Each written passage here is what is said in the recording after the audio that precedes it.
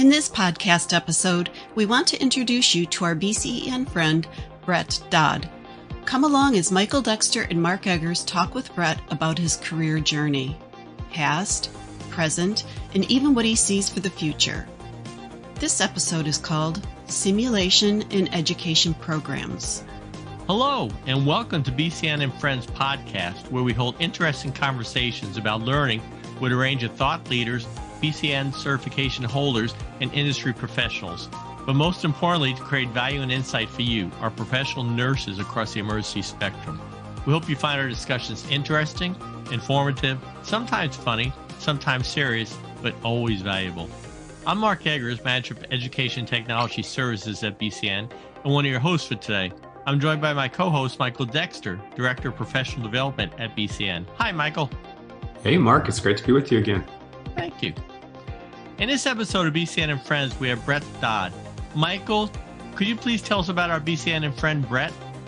Yeah, I can tell you all about Brett. He is a very accomplished nurse. He's the Associate Director for the Women's Guild Simulation Center for Advanced Learning at Cedars Sinai Medical Center in Los Angeles, California. He spent 6 years in the pre-hospital environment working as a paramedic and has been a registered nurse for over 20 years. He has an associate degree in emergency medical technology, a master's degree in nursing, and recently completed his MBA. His background is emergency and flight medicine, disaster management, trauma, critical care, education, and simulation.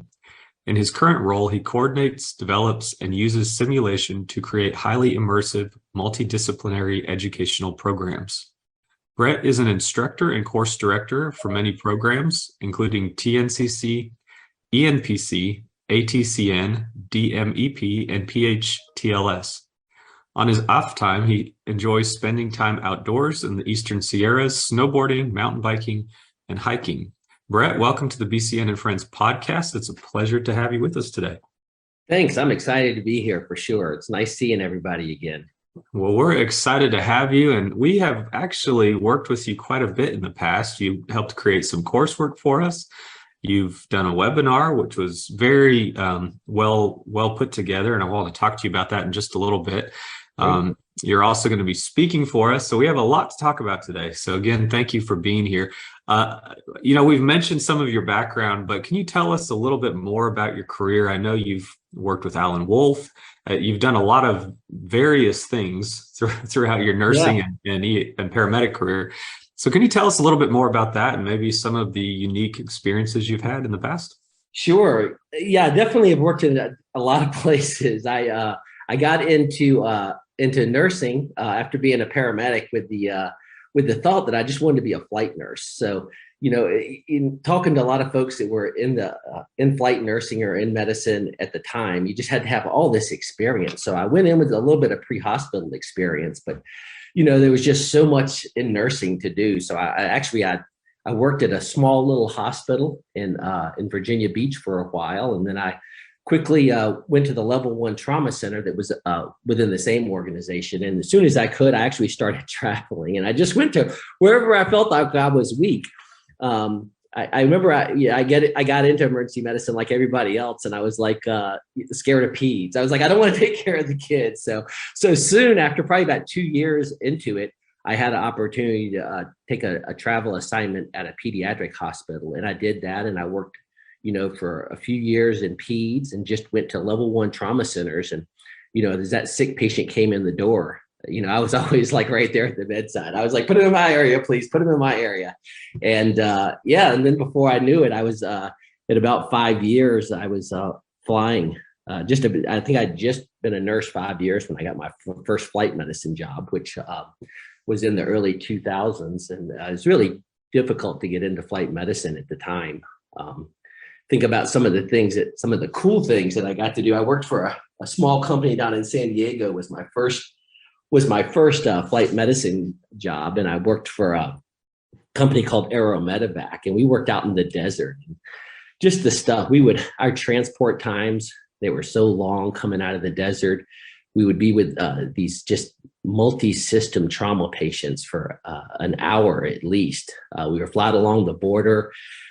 we'd pick up people that had scaled a wall and had just terrible injuries, people that we'd show up on scenes and there would be, a dozen people, several and having heat strokes, seizing. It was really a trial by fire. I just got to go to these horrific accidents and learned a lot about medicine. It was really quite an experience. And one of the cool things that I got to do when I was with Aero Medevac is I got to work the Baja 500. And what we did there is we went down to the race, and we would there was a few helicopters. We'd fly down on a fixed wing, because if we got a patient, what would happen is there was a physician from Mexico in one of the other aircraft, and he or she would land, and they would triage patients. And if there was an American citizen in there, we would be able to provide care to them. So they'd have to have their passport on, because we were told who we would take care of. And we would have to take care of them, their own scene. We'd load them into the helicopter, and we'd fly back to the airport in Mexico, where we'd put them in one of our fixed wings. And then we would fly to Brown Field. And then at Brown Field in San Diego, customs would come on. And I'm going to tell you, I've been through customs there a few times outside of the Baja 500. And you get there and you might have somebody that's intubated, has, just massive facial trauma. You're trying to, keep this guy alive, or this girl alive, until you can make it to the trauma center. And they do. It was after 9/11. They come on, they look at the passport, and they look at the patient. And I'm like, there's no way you're going to be able to tell that's them. And then they would clear you. They'd ask you a few questions. Then you'd have to load into an ambulance. And that was what we would do. And we'd go to the closest trauma center there. So you can just hear by something like that. We were with these patients for a long time. But yeah, so that was really interesting. And it was right after 9/11 that I was working, or soon after 9/11 that I was working for them. And then the one flight service I wanted to fly for was Nightingale. Nightingale is a hospital-based service, and it's out of Norfolk, Virginia. And it's a really small team. Maybe they have, I want to say 7.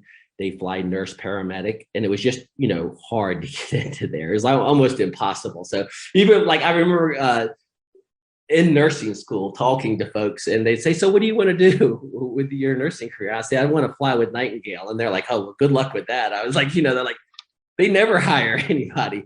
But it was, I've been working for Aero Medevac for about a year, and I got a call from Nightingale to interview.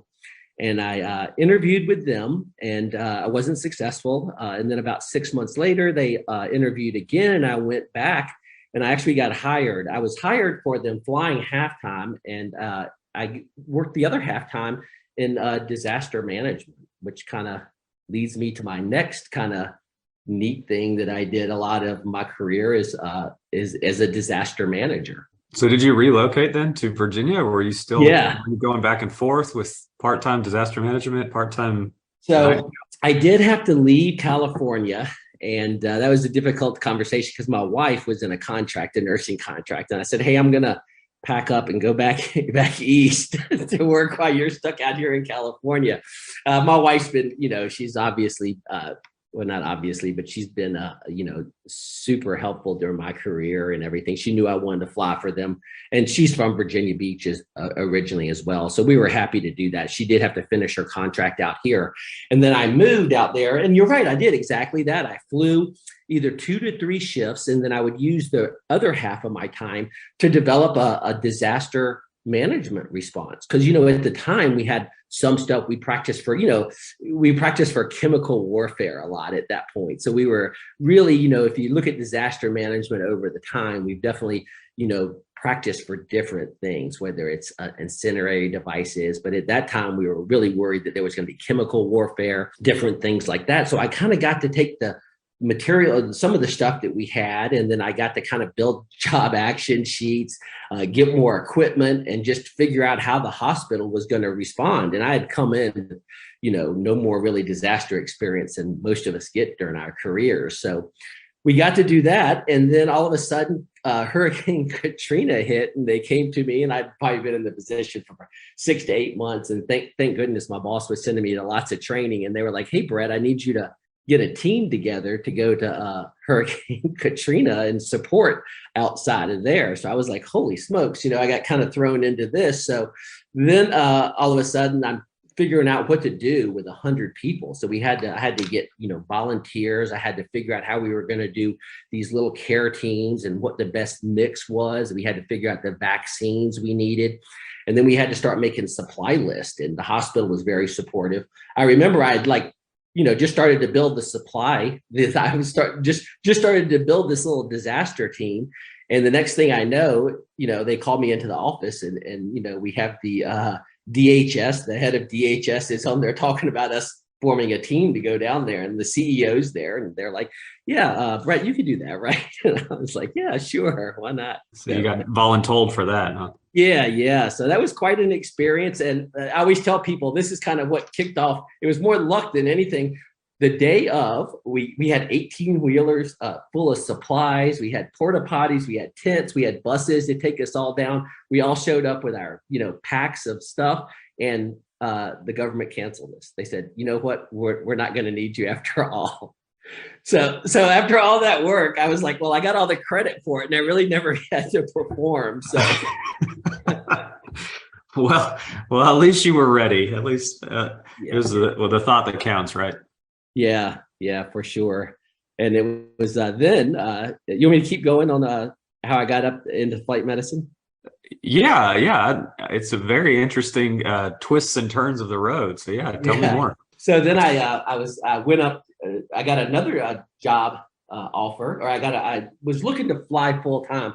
Now, I loved flying for Nightingale. It was my dream job. As one of my mentors had worked there. So, it was great to learn, but I really wanted to fly full time. So I applied for a position that opened up, and we were doing about half 911, which I was a little bit more comfortable with at the time. And then I applied for a job up at Washington Hospital Center. And so when I was up there, they do like 98% interfacility transports. And at the time they were doing children's national transports. They were doing, LVADs, they were doing abiomeds, they were doing balloon pumps. I mean, you just got thrown into everything. The sickest of the sick patients you were going to see when you started flying for Washington Hospital Center. And then we worked half the time in the trauma bay. And it was an interesting concept because it's kind of a standalone trauma bay. They only see the worst of the worst traumas. They're not connected to the ED. And there, the flight nurses, they get to intubate, they get to do needle decompressions. So did the paramedics. They got to do a lot of the skills to kind of keep them sharp when they were flying. So that was a good job. And that was my first encounter with Alan Wolf, who was another one of my mentors. So that's how I got into the career in flight medicine full time. And when I was up there, I worked as a flight nurse for about 6 months, and then a base manager job opened, and I moved to manage one of their bases, and then another base manager left, and I ended up managing a couple of their bases, which was a very rewarding experience. I got to learn a lot about flight medicine, and my disaster experience kind of followed me along there. And I think about this is a little bit of a funny story when it comes to switching shifts. There was a nurse there, and she said, hey, Brett, I need to switch a shift with you. No big deal. So I switched a shift with her, and I get there, and I'm in charge, and there's an active shooter, and it was the Navy Yard shooting. So I was in charge there, and we didn't get a lot of patients, but the chaos was really there. And then just a lot of law enforcement's coming to our facility because we were getting some of the folks that came there. And, we had one that was medevac. They lowered a basket. We had to pull them out of the basket. So we were taking care of patients from there. And I was like, man, that was pretty intense. And then, we got through that. And again, I'd started to form some disaster teams there, and the way we were going to respond to that. So that was all coming together. And then we even fine-tuned it a little bit after that. We had colored caps that we would wear and things like that to help identify us during things like that. And then the same nurse, maybe a year and a half later, said, hey, Brett, can you switch shifts with me? And I said, yeah, sure, why not? So I was in charge then. And we had a burn disaster. And so we got a phone call. We were like, hey, there's been a fire in the subway. You're going to get 22 burn patients. They said 20, I think. And we had a little bit of lead time, so we were able to set up for it. But then all of a sudden, I was the triage nurse for that. We had a bus pull up with 22 burn patients, and we triaged them all within about 2.5 minutes. And I think out of that, probably 3 got intubated, and probably another 4 or 5 got admitted. And then during the middle of everything, we got this really bad burn from the outside. So, that's some of my disaster experience. And I told that nurse I would never switch another shift with her. Yeah, I was going to ask you if you ever did that again, or if that was the 2 was enough. That was it. 2 was enough. That's funny. You mentioned the chaos, and I've been involved in some mass casualty as well. And it is like, no matter how much you train for it, just the chaos of what's happening and people coming up trying to help, and medical teams trying to get there. There's just so many components to any kind of mass disaster. It's just so difficult to, no matter how hard you train, it's so difficult to manage it once it really happens. Yeah.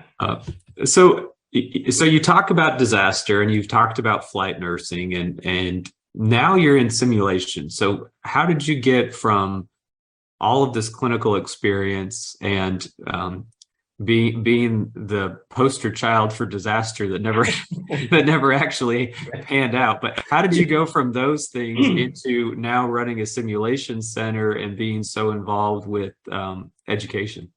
Yeah, so that's a good question. Yeah, and I was working in flight medicine. We really missed the West Coast. So I had a chance to be a director of the ER in downtown LA, which I did for a while. And when I was doing that, I have a passion for education. I feel like I often get into being a manager, so I have a little bit more control over the education that's being offered. So I was there and I was teaching for Cedars as part of their advanced trauma life support program and advanced trauma care for nurses. And a job opened up over there as the trauma educator. And I was fortunate enough to be offered that position. So I came over to Cedars and worked as the trauma educator. Now, Cedars is so resource heavy that I'm not like actually at the bedside. So I did a lot of coordinating courses, which led me to work with the Sim Center some. I rolled out the National Stop the Bleed program and did lots of different things like that. I created these educational opportunities.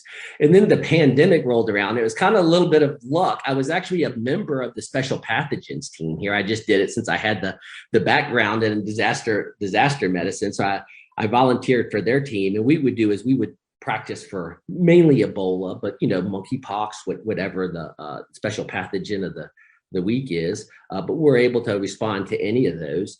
And so when the pandemic hit, it was just really more luck out of anything. Everybody had to figure out what they were going to do now that you're shutting the place down.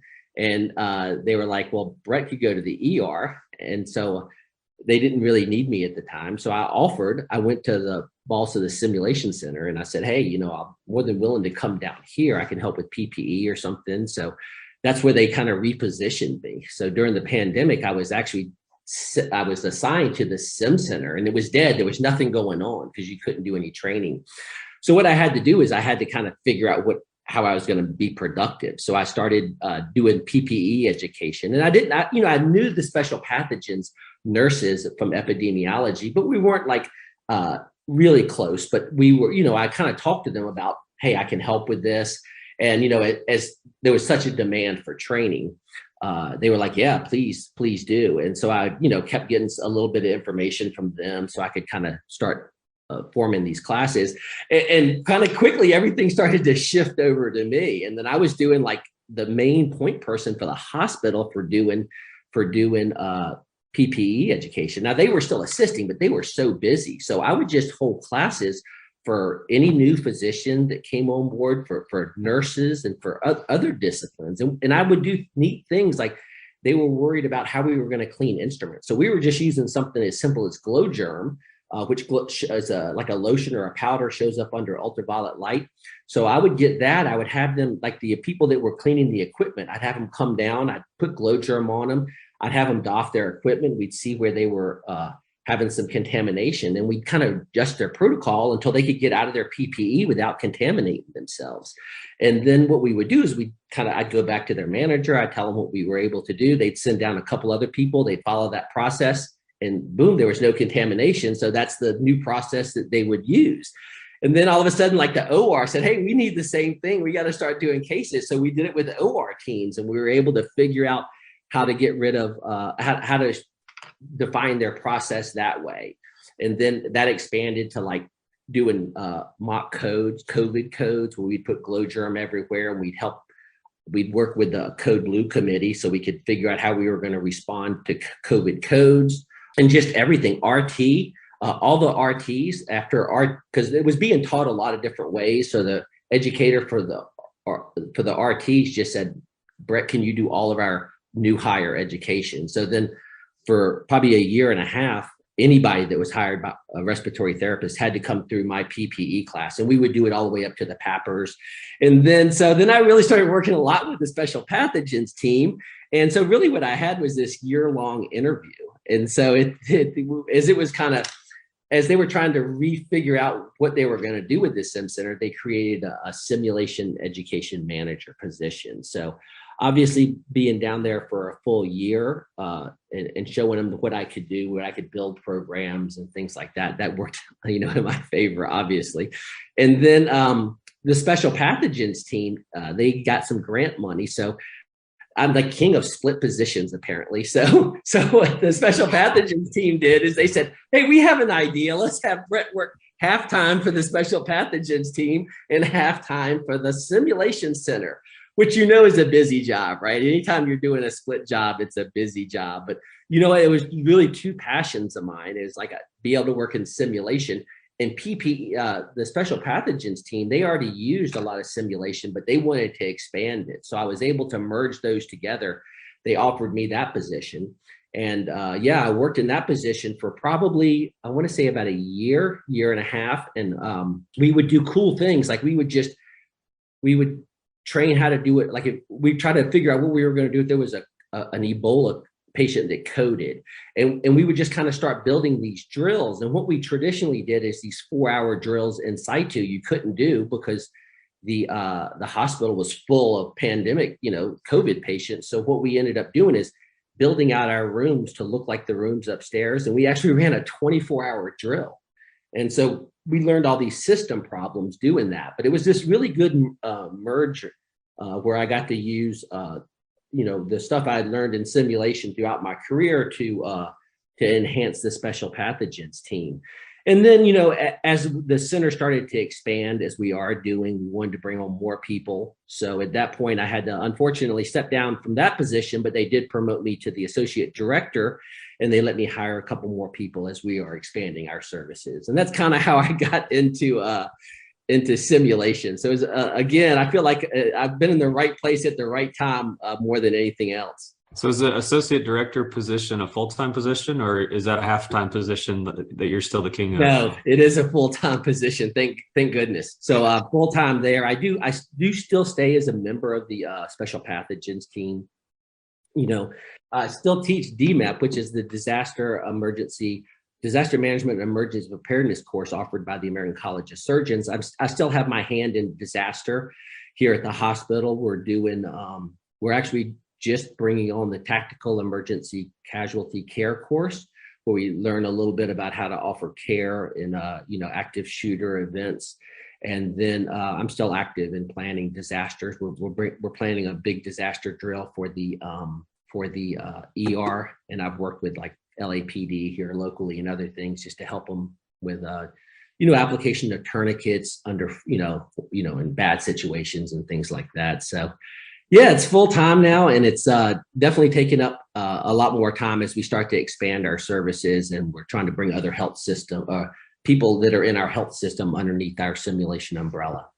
Yeah, well, that's really awesome. Thank you for sharing all that info. And again, if you have not already watched it, go out to the BCEN Learn page and click on webinars and watch the webinar that Brett Dodd and a few other of his coworkers presented on using simulation. It was an excellent webinar. And as I mentioned, it was very well done. You used, at one point, you were standing in front of the computer presenting, and then at another point, you had somebody with a camera on a gimbal, and they were following you through the simulation center. So it was very interactive. And I don't want to get back into those points because I would just encourage people again to watch that. But, Brett, working with simulation now, and you sound, you're very passionate about everything you've done, and you sound very innovative as well. And so considering innovation, considering all the ways that you've learned to adapt and things in the next 5 or 10 years, where do you see simulation going in healthcare? And, there's things that are like virtual reality and augmented reality and different things. But for what you're doing day in and day out, where do you see it expanding, and where do you see a lot of focus really being placed on simulation? Yeah, that's a great point. There is a lot of technology out there, and it's really moving fast. The thing that I can think of, like, being in a, multi-million-dollar sim center, I think it's easy for me to think like, wow, is VR, is AR, is mixed reality, is that what I should be doing next? But I really think, like, in the grand scheme of things, like simulation, we're so early on it, and we're just not done. We're not done using the skills trainers or the high fidelity simulators that we have. I think about Cedars and the hospitals that fall underneath us, or even hospitals in the area, and most people don't have a sim lab, so like to kind of make that jump from a sim lab from no sim lab to using VR. I think that's really tough right now. I think really what we're going to see over the next few years, at least what I hope to see, is that these partnerships start to develop between hospitals, and we start to leverage our buying power and share resources more. Because when I talk to people from other facilities, what we're trying to do, especially ones that fall underneath our organization, is we tell them, like, come out and take a look at all the stuff we have, because chances are, if you want to do something, we have the resources to do it. And you may not have the funds to buy it, or you may have the funds to buy one thing, but why not leverage all the stuff we have? So I think that, as people can work together more, because like what we've done with one of our sister facilities is we go out and we set up a pediatric sim center and just a conference room. We bought equipment over there. We bought some technical things so we could film it. We could put up a fake wall, and we could run the simulation in one area, and educators could watch it in the other area. And we were able to do that at very low cost in comparison.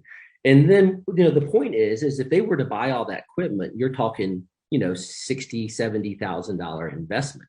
But now they've ran those simulations. They ran them for a week. We bought everything back. And when they're ready to run the next simulation, who knows? Maybe they want to run an OB simulation. We'll bring our OB simulator over. So I see models like that as being part of what is next, is that people are just better at sharing resources. And while, about 30% of our classes have some type of a kind of high fidelity simulation, meaning that there's somebody back there running the mannequin, making the mannequin change its vital signs or things of that nature. But that leaves 70%, or people are doing some type of a simulation, but it's or using simulation, but it's very, very low, like task trainer oriented, because people still have to do skills days. They still have to do things like that. And there's, it's overwhelming to me how many pieces of equipment there are out there. I mean, I just think about airway management, everything from that, the easy to intubate head all the way up to these more realistic intubation heads to a mannequin. Our mannequin can tell you if you have an esophageal intubation, how deep you are, what you're bagging at. So, you got to find that kind of right. You got to match it with the right piece of equipment with the right course. So I think for one hospital to do that, it's so expensive. So I like the kind of hub and spoke model. I think is where we're going. Yeah, that's a really good point. And I think it would be fantastic if that could happen and be replicated around the country. And I've seen similar things at the hospital where I work, where, you kind of get used to the equipment you have. And then somebody from another facility comes in and they're like, the stuff you train on is better than the stuff we have in our entire hospital. It's just different level. And that hospital is only an hour away. It's not like it's a big jump or would be a big problem to bring them in and really collaborate more. So really good point there. And I love VR, AR, and mixed reality. And I know, Michael, we've talked about this a few times, but it's like, a lot of that is coming from vendors right now, and it's pricey to get into. And I think that there's definitely some advantage there, but right now it's just hard to say it's hard to justify the price right now, for the amount of people that we can train. I think some of the things that I always want to know is like from a standpoint of goggles, like how are we going to provide? Because we have 5,000 nurses, 12,000 employees. Like how am I gonna push enough goggles out to do something like that? Now we've tried this on a smaller basis using 360 video during the pandemic. We had to push a lot of our training for residents off campus. So we made videos and we did it in 360, which is not interactive environment at all. And like the results come back, they're like okay, they're not great, they're not terrible, they're just okay. But I'm sure VR, as you gamify this, as you can keep scores, as you can do mixed reality, there's definitely going to be more things that you can do, because it's such a leap going from these kind of mannequins that are somewhat realistic, but it does require some suspension of disbelief to get in there and make the scenario or the simulation realistic, where in VR, where it can be totally immersive or augmented reality or mixed, where you can actually interact with your environment. That's big, but like I say, I'm waiting to see where it goes.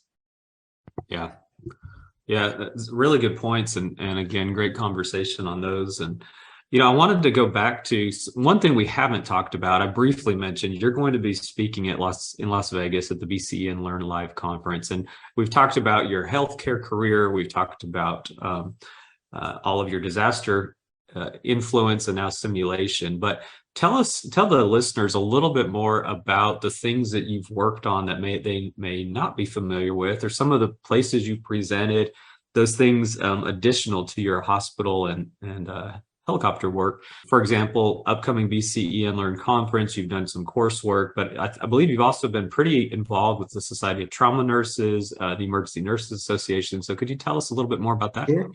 Yeah, absolutely. And I've had lots of great opportunities to share some of the things with my fellow nurses, which I really love doing. Last year, I was able to work on obviously the 2 BCEN modules. The first was on chest trauma and managing chest drainage systems, which I really like. It's just a passion of mine using simulators to do that. And the second one was on chest trauma. And of course, these were a lot of fun to do. It was fun working with you and the BCEN team and just watching how they make these ideas come to life in an online format.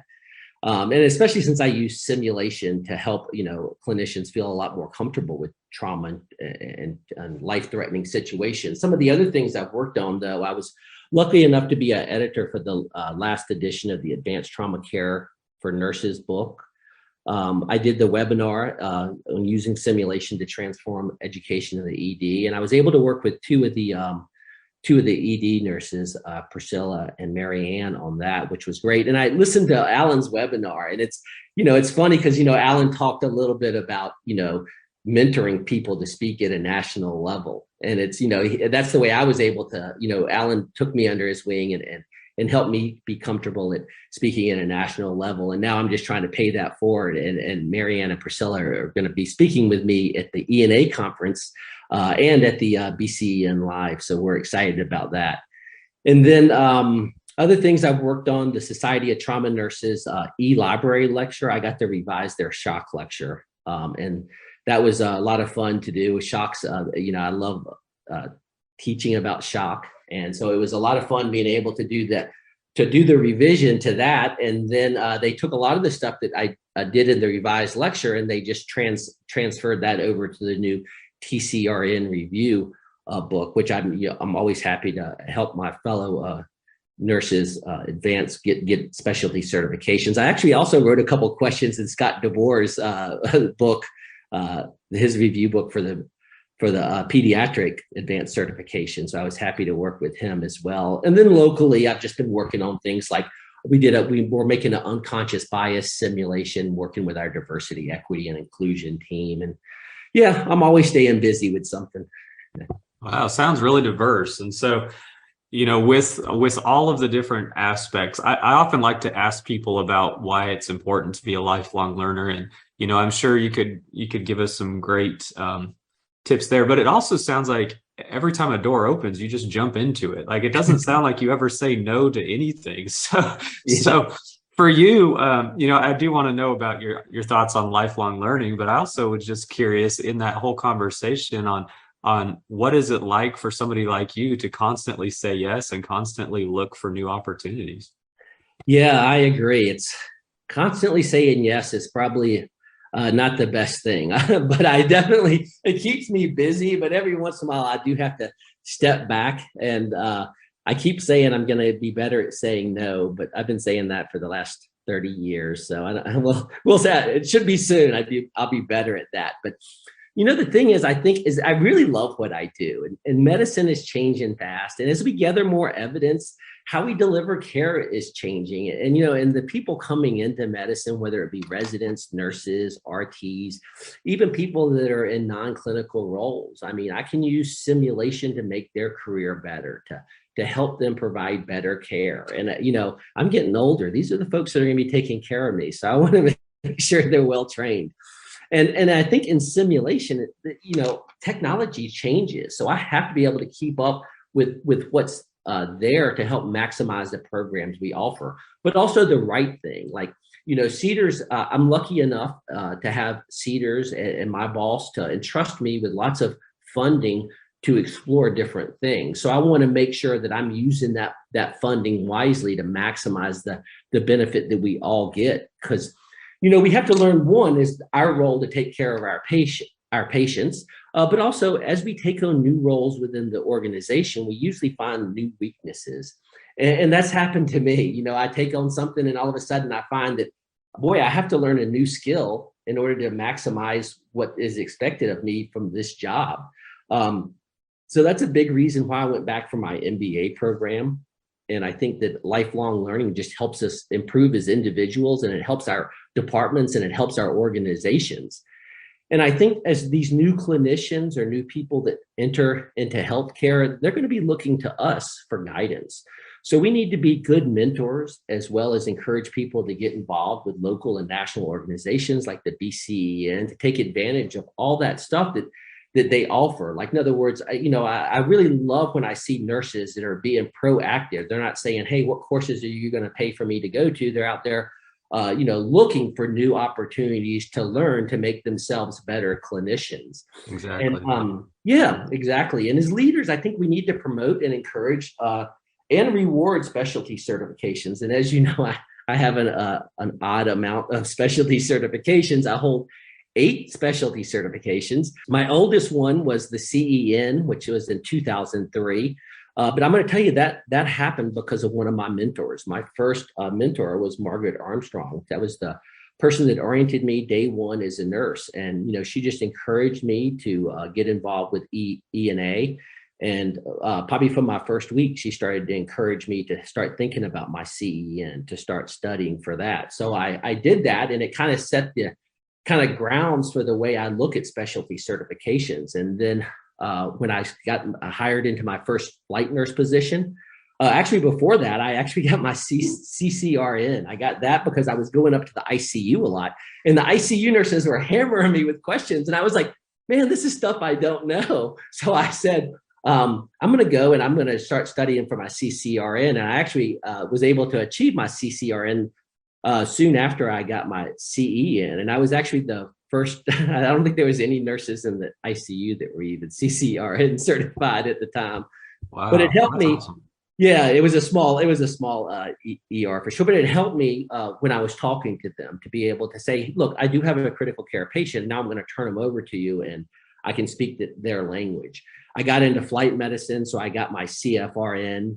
I'm a state faculty for ENPC. I've worked peds and I teach a lot of pediatric classes. So obviously to just kind of show that I am an expert in that area, I got my CPIM and that was one of the other ones I got. Trauma, I got my TCRN because I was, I worked as a trauma educator, and I also have a passion about trauma. So I took that in the beta version, which was a really easy version. I think it's a little bit tougher now. And then my original master's in nursing was in leadership, and I actually at my MBA I have a concentration on organizational change. So obviously the certified nurse manager leader was just made sense for me to get. And then simulation, I had the two specialty certifications, one in operations side and one as an educator. And so that's how I ended up with all 8 of them. And because each one meant so much to me, I just don't like to let them go. I just like to keep them because I feel like each one is a little piece of me. Yeah, well, it's a huge milestone. Every certification is a big milestone in the whole nursing journey. And so, yeah, to let it go after all the work that goes into achieving it, it's tough to do. So I completely understand that. Well, Brett, I really appreciate all of the great conversation. I'm going to turn it over to Mark. He has some questions as well. And really, thank you so much for being on this podcast. Thank you for all your insight as well. And Mark, I'll turn it over to you. Thanks, Michael. Appreciate that. You know, all the stuff I've heard here, Brett, today, and all the stuff you've been through in your career, and just so many things. It's so impressive. And there's so much. You've packed in a lot in your life. Let me tell you, you packed a lot. But can you tell me about a person or a moment in your career that comes to mind that greatly impacted you? Can you think of just one or a few? Or Yeah, I mean, I just had so many people help guide me along the way. I talked about Margaret Armstrong, who's my first preceptor, Janice McKay, who encouraged me to get the experience I needed in flight medicine. She helped me even before I got to Nightingale, just letting me know what I needed to do. And she also helped me just kind of understand the importance of continuing education, to always be learning. And then, I've talked a little bit about Alan. He helped me to be able to share information with others, to get others involved in a national level. So he's just helped me pay it forward. And my current boss, it's just great. He's just helped me realize that I'm an operations guy. He's a vision guy, and I love working with him because I get to operationalize so many different things. So I think that, yeah, those are so many people. And then, being part of national organizations, Kelly McNeil Jones was another mentor of mine that just helped me be able to, understand how to take a passion and turn it into a plan. So, yeah, I always tell people I've really been more lucky than anything else in my career. I've just had people that really have helped me a lot. Excellent. Thank you.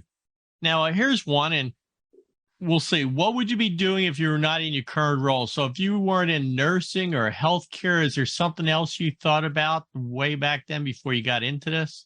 Yeah, you know what? I think I love operations. So I'd be happy doing anything where I could take an idea and work with a team to make that idea come to life. So I guess if I couldn't do what I do now, I'd probably go back to school for project management or something like that.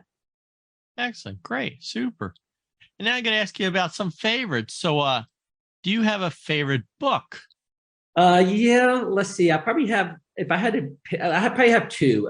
One of them is called The One Thing, and it's how to just kind of get lots of things done, or where to start when you have lots of things to do.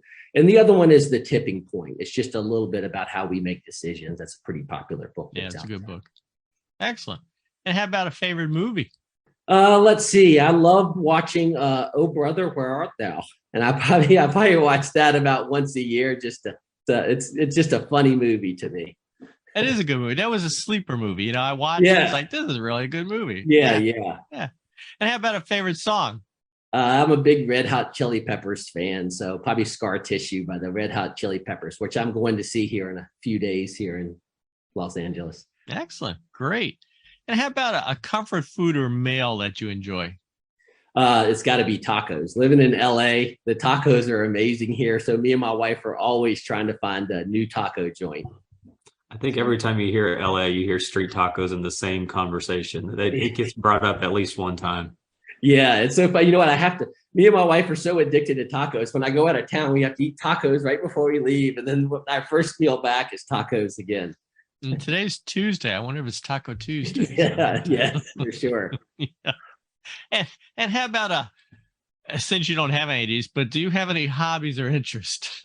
Yeah, at work. No, I do love being outdoors. We have a place in the Eastern Sierras, and when I'm not at work, I really just head out to the mountains just to be outside. I love snowboarding, hiking, mountain biking, really anything outside. And I just bought a Jeep with some big tires, which it doesn't get around LA much. But once I get into the mountains, I just bring that off-road and exploring and just get out in the middle of nowhere.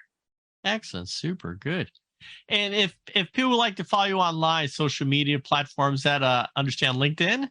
Yeah, under Brett Dodd. I'm on any social media platform I'm on. I don't hide. It's always Brett Dodd. Gotcha. Excellent. Well, super. Well, I want to take this time to thank you, Brett, for joining us on this episode of BCEN and Friends. Thank you for sharing your time, your stories, great information. Just thank you for the journey that you took us on today. Absolutely. Thank you. Yeah, it was excellent. Thank you, Brett. Great. It's always a pleasure. And to our listeners, we hope you'll stay tuned as we continue on with BCEN and Friends and bring you new and meaningful content and perspectives. If you have a suggestion for an episode, please email us at bcn@bcn.org. I'm Mark Eggers here with Michael Dexter. On behalf of the entire BCN team, we thank and celebrate you for all that you are doing as professional nurses across the immersive spectrum. Until next time,